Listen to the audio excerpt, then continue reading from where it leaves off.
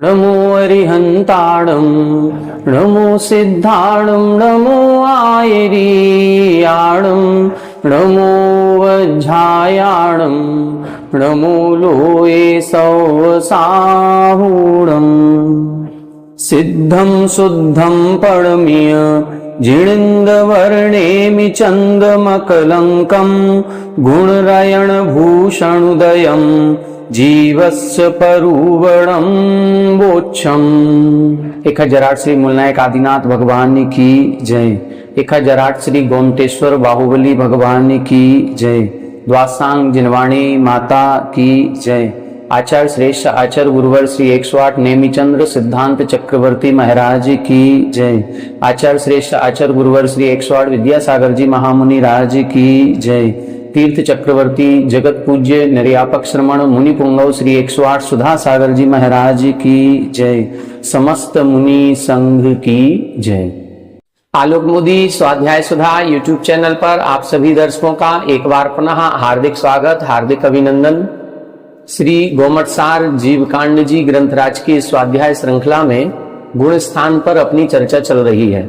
गुण स्थान 14 होते हैं और उन 14 गुण स्थानों में जो मिथ्या दृष्टि जीव हैं उनका प्रथम गुण स्थान होता है, जो सम्यक दृष्टि जीव हैं उनका चौथा गुण स्थान होता है, जिन्होंने व्रत प्रतिमाएं ग्रहण की हैं अर्थात जो सकल वृत्ति तो नहीं बन पाए लेकिन गृहस्थ में रह करके भी कुछ नियम संयम का पालन कर रहे हैं, ऐसे जीवों का पंचम गुण स्थान होता है। उनको हम अणुवृत्ति, देशवृत्ति, वृताव्रत या संयमा संयमी कहते हैं।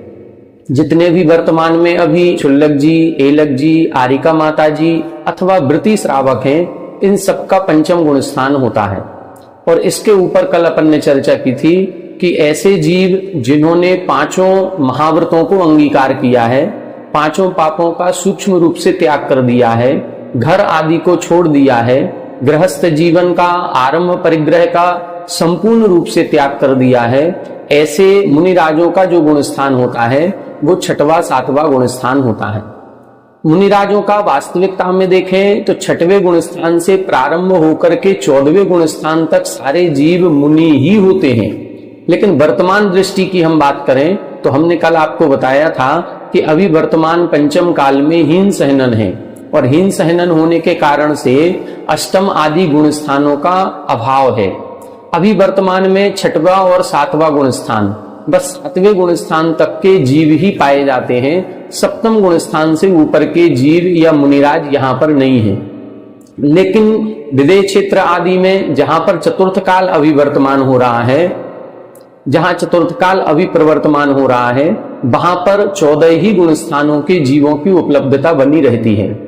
यहां अभी छठवां और सातवां गुण स्थान, बस 7वें गुण स्थान तक की स्थिति बनती है, इसके ऊपर की नहीं है। इसीलिए आज वर्तमान में यदि हम देखेंगे तो 4 प्रकार के मुख्य जीव यहां पर दृष्टिगोचर होंगे। एक मिथ्या दृष्टि जीव, सम्यक दृष्टि जीव, वृत्ति श्रावक और मुनिराज। तो जो मुनिराज होंगे वो छठवें सातवें गुण स्थानवर्ती हैं। जो एलक, क्षुल्लक, आरिका माता जी और प्रतिमाधारी श्रावक हैं वो पंचम गुण स्थानवर्ती हैं। कुछ जीव ऐसे हैं जो सच्चे देव शास्त्र गुरु पर ही श्रद्धा रखते हैं, अन्य खोटे देव शास्त्र गुरुओं के प्रति या अन्य खोटे देवी देवताओं के प्रति कभी भी आना जाना नहीं रखते, उनके प्रति श्रद्धा का भाव नहीं है, उनको कभी नमस्कार आदि की क्रियाएं नहीं करते और संयम से रहित हैं, संयम भी ग्रहण नहीं किया है। ऐसे जीवों को हम चतुर्थ गुण स्थानवर्ती सम्यक दृष्टि जीव कहते हैं। लेकिन कुछ जीव ऐसे होते हैं जो खोटे देवशास्त्र गुरुओं को ही मानते हैं अथवा सच्चे देवशास्त्र गुरुओं को खोटे देवशास्त्र गुरुओं के समकक्ष मान करके पूज रहे हैं, अथवा जो देवशास्त्र गुरुओं में धर्म में श्रद्धा ही नहीं रखते। कई लोग ऐसे होंगे जिनको भगवान पर धर्म पर कोई श्रद्धा नहीं, ना वो खोटे को मानते हैं और ना वो सच्चे को मान रहे हैं। तो ऐसे जितने भी जीव हैं उनको हम मिथ्या दृष्टि जीव कहते हैं। अपन सभी विगत कुछ दिनों से इस गुण स्थानों पर चर्चा कर रहे हैं और हमने मिथ्या दृष्टि जीव पर चर्चा कर ली, सम्यक दृष्टि जीव कैसे होते हैं उन पर चर्चा हो गई, संयमा संयमी जीवों का क्या स्वरूप होता है इस पर भी अपनी चर्चा हो चुकी है। पिछली कक्षा में हमने मुनियों का जो गुण स्थान होता है, महाव्रतियों का जो गुण स्थान है, ऐसे छठवें सातवें गुण स्थान पर चर्चा करना प्रारंभ किया था।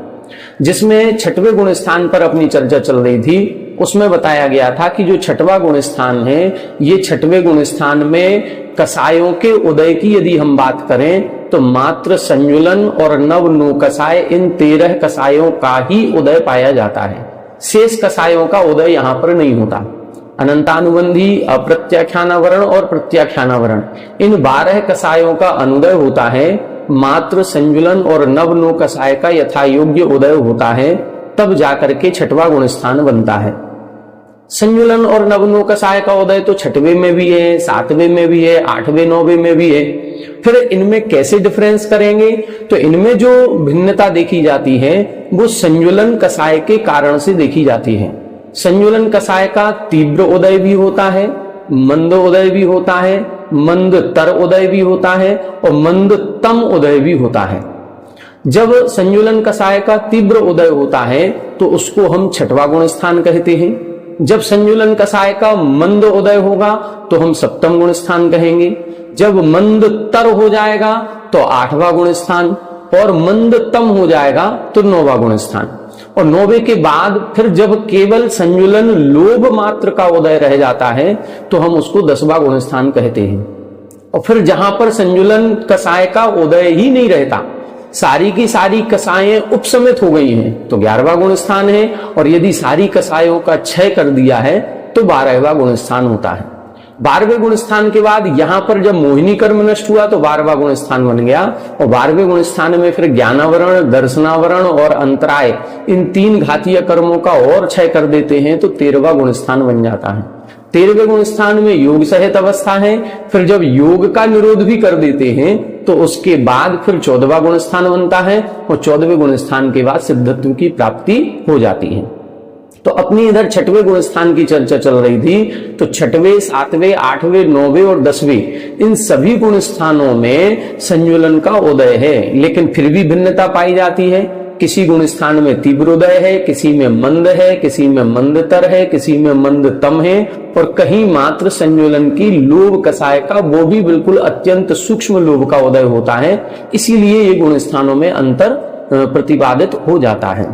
अब इसके बाद अपन ने ये देखा था कि ये जो संज्वलन कसाय का तीव्र उदय होता है तो प्रमाद सहित अवस्था बनती है। ये प्रमाद कितने प्रकार का होता है? तो प्रमाद के 2 भेद इधर मुख्य रूप से बताए गए थे, व्यक्त प्रमाद और अव्यक्त प्रमाद। व्यक्त हमने बताया था, उसको कहते हैं जो व्रतों के प्रति असावधानी या व्रतों के प्रति बहुमान का नहीं होना, आदर भाव नहीं होना, उत्साह भाव नहीं होना।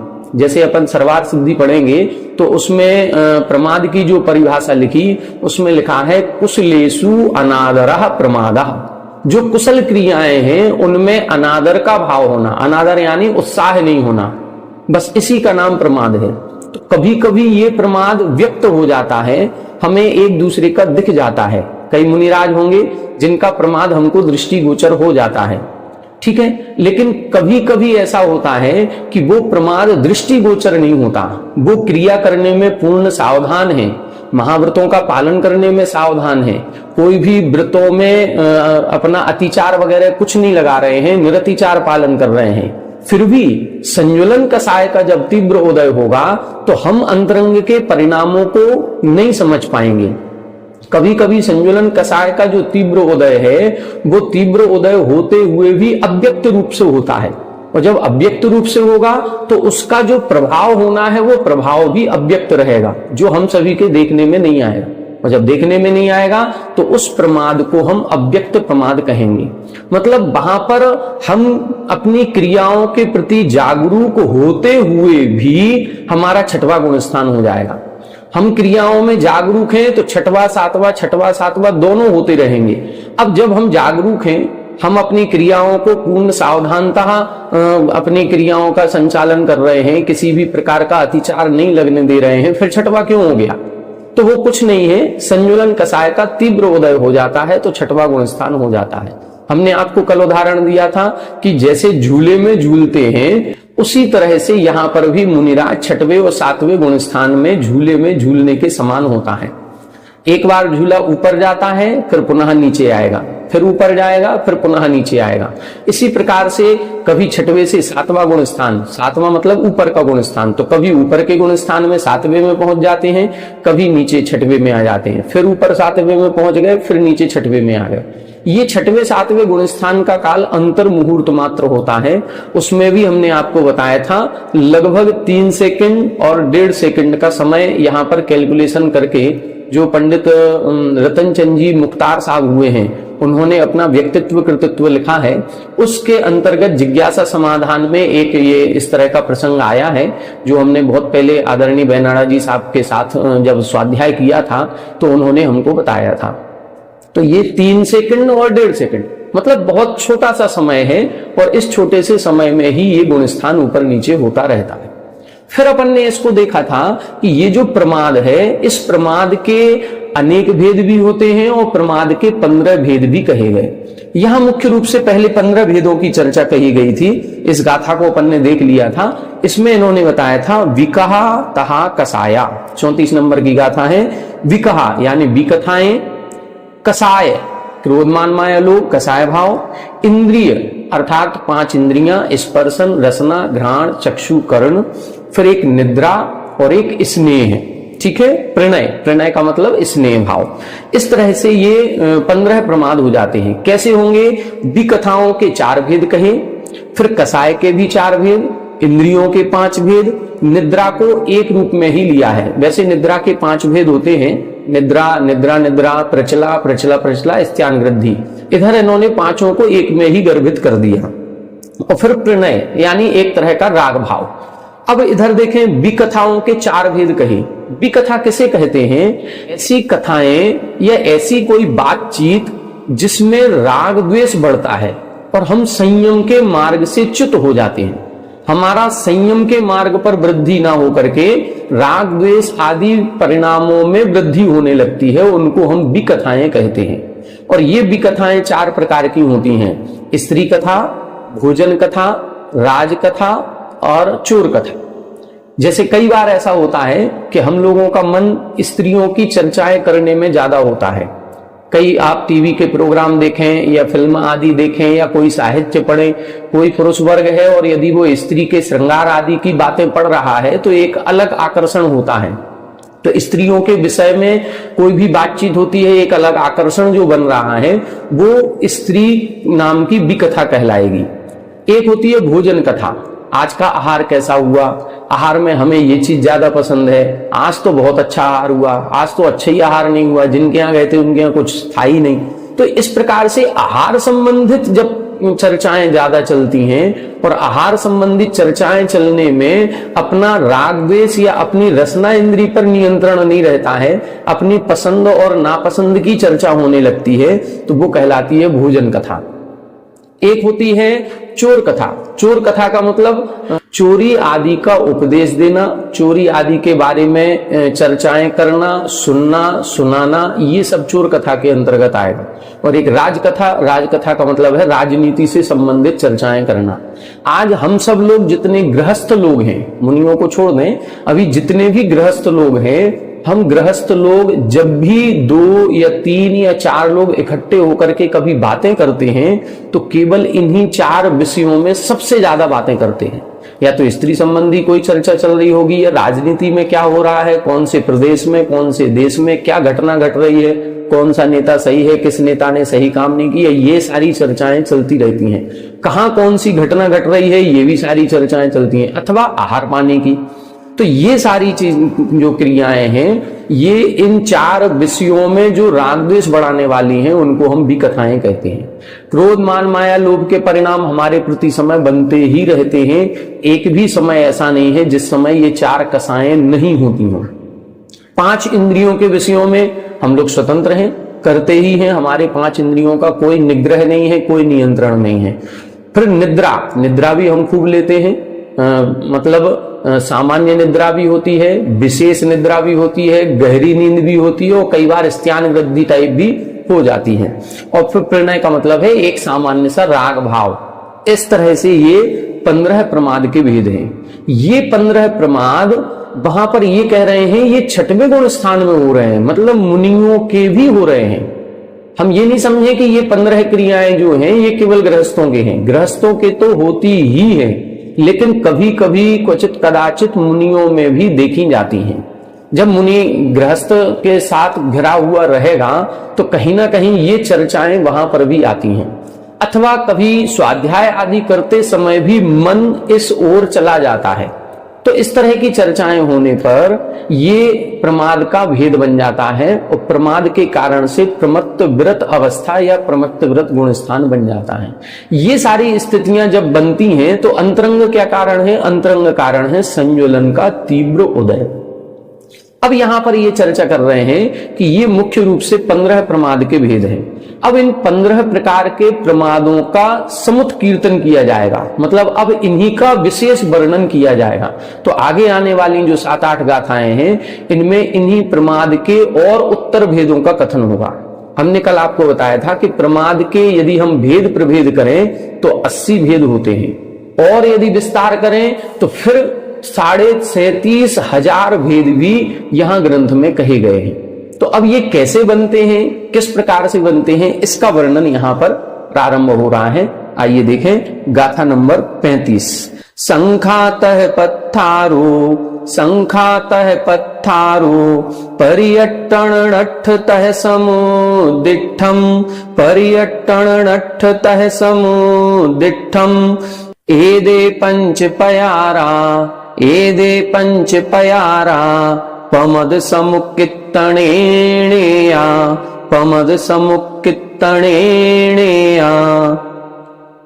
संखातः पत्थारो पर्यट्टणठतः समुदिट्ठम् एदे पंच पयारा पमद समुक्कित्तणेणया। देखें यहां बता रहे हैं पमद समुक्कित्तणेणया, पमद यानी प्रमाद के, समुक्कित्तण यानी समुत कीर्तन में णेया जानना चाहिए। समुत कीर्तन का मतलब है, अब इसका और विस्तार कर रहे हैं। प्रमाद के विषय पर यदि हम विस्तार से चर्चा करें तो अभी तो संक्षेप में प्रमाद के 15 भेद बताए थे, अब इनका और विस्तार से चर्चा करेंगे तो मुख्य रूप से 5 प्रकार से चर्चा की जाएगी। वो 5 प्रकार कौन कौन से हैं? संख्या, सबसे पहले प्रमाद की संख्या बताई जाएगी। जब भी किसी चीज का समुत कीर्तन किया जाता है, जैसे आप लोग जब कर्म कांड पढ़ेंगे तो कर्म कांड जी में एक अध्याय है, उसका नाम है प्रकृति समुत कीर्तन। तो समुत कीर्तन का मतलब, अब यहां प्रकृति की चर्चा की जाएगी और कई प्रकार से चर्चा की जाएगी। जैसे प्रकृति के कितने भेद होते हैं, मूल प्रकृतियां कितनी हैं, उत्तर प्रकृतियां कितनी हैं, किस प्रकृति का क्या स्वरूप होता है, कौन सी प्रकृति का बंध कौन से गुण स्थान तक है, कौन सी प्रकृति का उदय कौन से गुण स्थान तक है, कौन सी प्रकृति कौन से गुण स्थान में नष्ट होती है, ये सब क्या है? ये प्रकृति समुत कीर्तन है। अब इधर प्रमाद समुत कीर्तन कर रहे हैं, और प्रमाद का जब विस्तार करेंगे, चर्चा करेंगे तो 5 प्रकार से चर्चा करेंगे। सबसे पहले प्रमाद की संख्या यानी संख्या बताई जाएगी कि प्रमाद की संख्या कितनी है। फिर तह पत्थारू, फिर उसका प्रस्तार किया जाएगा। प्रस्तार का मतलब विस्तार किया जाएगा। फिर पर्यटन, फिर उसमें परिवर्तन कैसे होता है उस परिवर्तन की चर्चा की जाएगी। फिर णट्ठ यानी नष्ट निकालने की विधि बताई जाएगी, और फिर तह समुद्दिष्टम, और फिर समुद्दिष्ट बताया जाएगा। तो ये 5 प्रकार से, एदे पंच पयारा, ऐसे 5 प्रकार से पमद समुक्कित्तणेणया, ये प्रमाद का समुत कीर्तन जानना चाहिए। तो अब जो आगे आने वाली गाथाएं हैं उनमें पहले प्रमाद की संख्या बताएंगे, फिर 2-3 गाथाओं में प्रमाद का प्रस्तार कैसे किया जाता है वो बताएंगे, फिर उनका परिवर्तन कैसे होता है वो बताएंगे, फिर णट्ठ नष्ट निकालने की विधि क्या है, और फिर समुद्दिष्ट निकालने की विधि क्या है। इसको अपन को समझना है। तो आगे आने वाली गाथा में अब इन्हीं का वर्णन आएगा। आगे देखें, संख्या सबसे पहले बता रहे हैं, संख्या कितनी होती है, कैसे जाननी चाहिए। देखें, सव्वे विपुव्वभंगा उविरिम्भंगेषु एकमेकेषु मेलन्तित्तमानः तृतीयकं सो मेलं तृतीयकं सो गुणिदे उपपज्यते संखा गुणिदे उपपज्यते संखा सव्वे विपुव्वभंगा उविरिं भंगेषु एकमेकेषु मेलं तृतीयकं सो गुणिदे उपपज्यते संखा। अब देखो इधर संख्या यानी संख्या बता रहे हैं, प्रमाद की संख्या कितनी होती है। अभी अपन ने प्रमाद के भेद पढ़े हैं, प्रमाद के भेद 15 बताए गए, विकथा, फिर कसाय, फिर इंद्रियां, फिर निद्रा और स्नेह। इनके प्रभेद अपन ने देखे थे, तो विकथाएं 4, कसाय 4, इंद्रियां 5, फिर निद्रा का एक ही भेद लिया है और प्रणय का भी एक ही भेद लिया है। तो जहां एक एक है वहां और प्रभेद है नहीं, इसीलिए उनकी चर्चा अब आगे नहीं की जाएगी, क्योंकि उनका एक ही भेद है। लेकिन जहां पर ज्यादा भेद है, कहीं 4 भेद है, कहीं 5 भेद है, अब वहां से ये संख्या निकाली जाएगी। अब संख्या कैसे निकालेंगे देखें, सव्वे विपुव्व भंगा, जितने भी पूर्व भंग हैं, पूर्व भंग का मतलब सबसे पहले विकथा लिखी है, फिर कसाय लिखी है, तो पहले पुव्व भंग जो विकथाओं का भंग है, विकथाओं के कितने भेद किए थे 4, और फिर उविरिम भंगेशु, उविरिम यानी ऊपर का भंग, ऊपर का मतलब प्रमाद के बाद कौन सा भंग बनाया था, कसाय का, तो कसाय के कितने भेद हैं 4, तो प्रमाद के 4 भेदों को उविरिम भंगेशु, कसाय के 4 भेदों में एक में केसु, प्रत्येक में एक एक मिलाना है, मेलन तृतीय कमसो, क्रम से एक एक को मिला दें। जैसे 4 भी कथाएं हैं, तो हमने स्त्री कथा, भोजन कथा, राज कथा और चोर कथा, ऐसे चारों कथाओं के नाम लिखे, और फिर 4 कसाए हैं, तो अब प्रत्येक से एक एक को मिलाना है। स्त्री कथा को क्रोध से भी मिलाएं, स्त्री कथा को मान से भी, स्त्री कथा माया से, स्त्री कथा लोभ से। अब स्त्री कथा के कितने भेद हो गए 4। अब इसी तरह से भोजन कथा के करें, तो भोजन कथा क्रोध, भोजन कथा मान से, भोजन कथा माया से, भोजन कथा लोभ से। फिर इसके बाद अपन राज कथा करें, तो राज कथा भी क्रोध से, मान से, माया से और लोभ से, और फिर चोर कथा भी क्रोध, मान, माया और लोभ चारों से। तो अब कितने भेद हो गए 16 भेद हो गए। स्त्री कथा के 4 भेद हैं, भोजन कथा के 4 भेद, राज कथा के 4 भेद और फिर चोर कथा के 4 भेद, तो ये 16 भेद हो गए। कुल मिलाकर के क्या है, गुणिदे उपपज्यते संख्या, गुणिदे उनका आपस में गुणा कर दिया। कुल मिलाकर के प्रमाद के 4 भेद थे और कसाय के 4 भेद थे, तो 4 चौके 16, 4 × 4 = 16। बस ये इधर इन्होंने कर दिया, इसी को हम संख्या कहते हैं। तो एक तरीका इधर इन्होंने बता दिया, एक भंग बता दिया कि पुव्व भंग को, जो पूर्व भंग था उसका उत्तर भंग के साथ, प्रत्येक के साथ एक एक मिलाना। अब अपन ने प्रमाद को कसाय से मिलाकर के कितने भेद बन गए 16। अब ये 16 बन गया पूर्व भंग। अब उत्तर भंग कौन सा है, उत्तर भंग है इंद्रियां।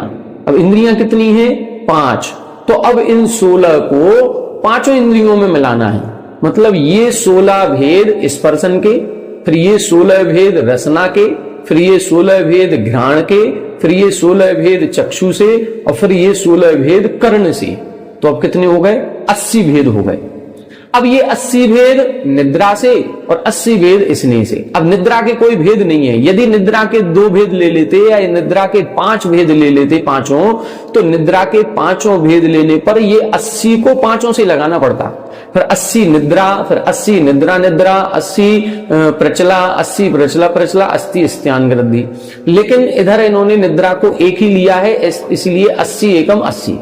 और फिर प्रणय से भी करेंगे तो प्रणय भी एक है, इसीलिए ये भेद कितने बनेंगे 80 भेद बनेंगे। ये 80 जो निकली है इसको हम संख्या कहेंगे, ये संख्या हो गई। ठीक है, तो पहले इधर इन्होंने क्या किया, आपस में गुणा करना है, इसी को संख्या कहते हैं। 4 × 4 तो 16, और 16 × 5 तो 80, फिर 80 × 1 तो भी 80, फिर 80 × 1 तो भी 80। तो ये संख्या कहलाती है। जितने भी पूर्व भंग है उनको उपरिम भंगों के प्रत्येक भंग से गुणा करना है, उससे ये संख्या उत्पन्न हो जाती।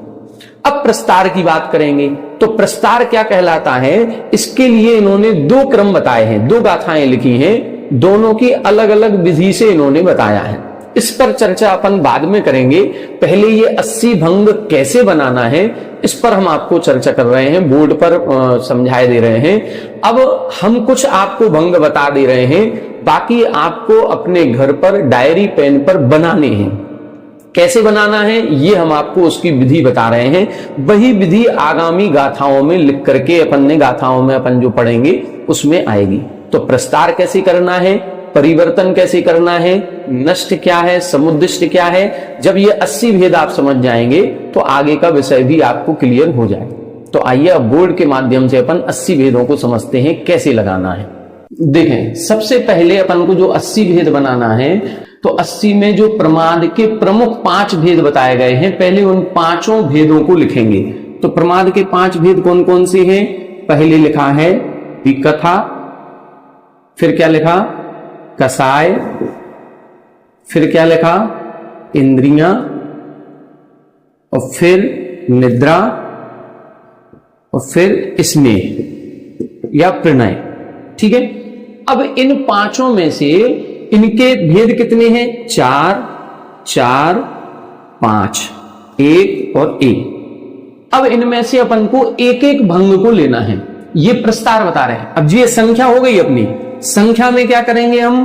4 गुणे 4 गुणे 5 गुणे 1 गुणे 1 बराबर 80, ये संख्या हो गई। अब प्रस्तार कैसे किया जाता है वो प्रस्तार हम आपको पहले बता रहे हैं, फिर अपन गाथा से पढ़ेंगे। क्या करेंगे? ये जो 4 कथाएं हैं, इन 4 कथाओं को हम पहले लिखी कौन सी? स्त्री कथा। फिर एक कसाय को लिखे, क्रोध कसाय। फिर एक इंद्रिय लिखे, स्पर्शन। ठीक है। निद्रा और स्नेह जो है ये सभी के साथ जुड़ेगा, क्योंकि एक एक भेद है, ये सभी भेदों में जोड़ देंगे। तो अभी अपन इन 3 को समझते हैं, क्योंकि 3 से ही 80 भेद बन जाएंगे। तो पहले हमने क्या लिखा? स्त्री, क्रोध, स्पर्शन। ठीक है। अब क्या करना है? अब हम एक को बदलेंगे, सबसे लास्ट वाले को, सबसे लास्ट वाले को बदलेंगे। कब तक बदलेंगे? जब तक इसके पूरे भेद नहीं बन जाए। जैसे स्पर्शन, इंद्रियां कितनी होती है? 5। तो हम इन दोनों को नहीं बदलेंगे, केवल इंद्री को बदलेंगे। तो इधर आप दूसरा भेद क्या बनेगा? स्त्री, क्रोध, रसना। फिर क्या बनेगा? स्त्री, क्रोध, घ्राण। फिर इसके बाद स्त्री, क्रोध और चक्षु। फिर इसके बाद स्त्री कथा, क्रोध कसाय और कर्ण इंद्री। ये 5 भेद बन गए। अब ये कर्ण इंद्री पूरी हो गई। अब कर्ण इंद्री के बाद फिर से स्पर्शन इंद्री का नंबर आएगा। तो जब हम एक जो भंग हमारा था ये पूरा हो गया, तो इसके पूरे होने के बाद अब इसमें परिवर्तन करेंगे।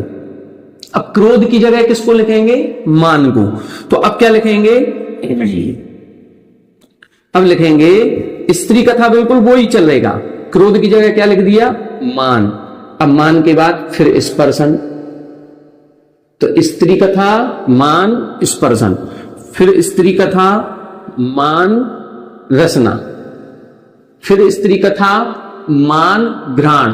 फिर स्त्री कथा, मान, चक्षु। फिर स्त्री कथा, मान, कर्ण। अब कर्ण पूरी हो गई, 5 हो गए। अब इस मान के बाद क्या आ जाएगा? माया। तो अभी जैसे क्रोध के 5 भेद बने, मान के 5 भेद बनेंगे, माया के 5 भेद बनेंगे, और फिर लोभ के 5 भेद बनेंगे। तो ये कितने हो गए? 20 भेद हो गए।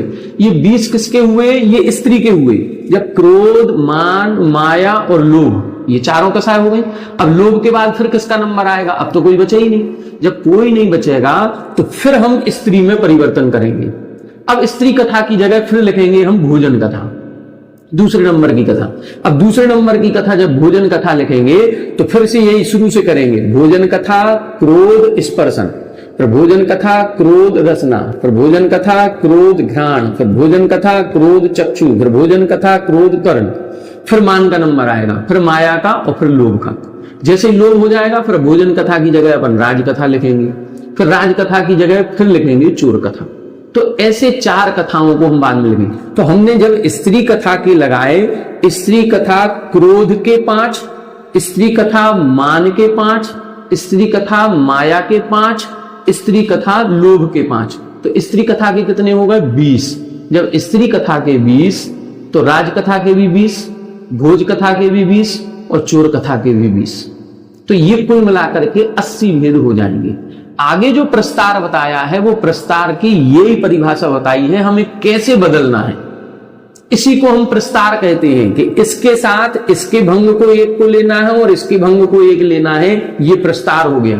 फिर परिवर्तन, परिवर्तन क्या है? स्पर्शन के बाद रसना करना है, फिर घ्राण करना है, फिर चक्षु करना है, फिर कर्ण करना है। जब ये पूरा हो जाएगा तो क्रोध के बाद फिर मान, फिर मान के बाद मान पूरा हो जाएगा तो माया, माया पूरी हो जाएगी तो लोभ, और जब लोभ पूरा हो जाएगा तो फिर तीसरे नंबर पर स्त्री कथा को बदलेंगे। इसको बोलते परिवर्तन। परिवर्तन करने के बाद फिर नष्ट और फिर समुद्दिष्ट बनता है, उसकी चर्चा अपन कल फिर करेंगे। कल हम इसके प्रस्तार को गाथा से अर्थ लगा करके आपको समझाएंगे, फिर उसके बाद नष्ट समुद्दिष्ट निकालने की विधि जो इसमें बताई गई है वो बताएंगे। अभी आप ये 80 भेदों को बनाने का प्रयास करें। हमने आपको तरीका बता दिया, अब ये 80 भेद आप सभी को बनाने हैं और अपनी डायरी पर बनाने के बाद फिर जो हमारा व्हाट्सएप नंबर है, आपको अपनी डायरी की फोटो खींच करके हमें व्हाट्सएप नंबर पर सेंड करना है कि ये 80 भेद सही बने कि नहीं बने, वो आपको हमको भेजना है। फिर हम कल की कक्षा में फिर से इसको बनाएंगे, बताएंगे कि कैसे इसको अपन को बनाना है। ठीक है, आज की कक्षा में इतना ही, आज इतना ही रहने देते हैं। कल की कक्षा में इन प्रमाद पर और विस्तार से अपन चर्चा करेंगे। प्रस्तार कैसे करते हैं, ये स्त्री के साथ क्रोध स्पर्शन कैसे लिख लिया, इसकी चर्चा आगे गाथाओं में आएगी, उसको अपन कल देखेंगे। आज की कक्षा में इतना ही। आप सभी हमारे साथ बने रहें। सभी को जय विनय।